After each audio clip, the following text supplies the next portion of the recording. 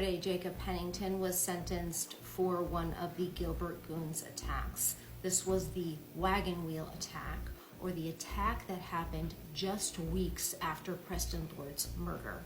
Now, when this video surfaced, there was enormous fear and outrage in the community because it meant that these boys who were going around and executing these targeted random attacks had not stopped, even though they had killed a boy. When the video surfaced, members of the public were easily able to identify some of the players in the video, and one of them included Jacob Pennington.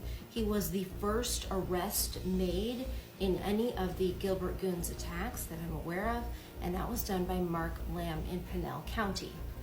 He was sentenced yesterday in Pinal County, and his sentence is slightly different than the other Gilbert Goons that have taken plea deals, although his sentence is 3 years probation with the possibility of jail if he screws up his probation terms, the possibility of up to 120 days in jail. The victim of the attack spoke out, has spoken to media, has given interviews, and he was disappointed with that outcome.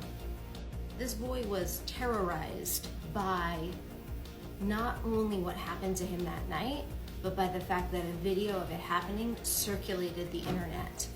He had to change schools. His entire outlook on life is different. He used to be carefree, and now he is incredibly careful. The level and the amount of trauma that this boy went through is very, very real. The Pinal County judge attached gang terms to Pennington's probation, which would make sense since he admitted to being a Gilbert Goon, but no, it had nothing to do with that. It had everything to do with the fact that he used racial slurs while he was beating this victim. The judge gave him an undesignated felony, which means it could be reduced to a misdemeanor. Now, the big difference between if somebody gets a misdemeanor versus a felony is if you have a felony on your record, you can't legally possess a gun, which seems like a good idea. Pennington has 2 other Gilbert Goons attacks that are pending. He's set to plead guilty to one of them very soon in an in-and-out case beating.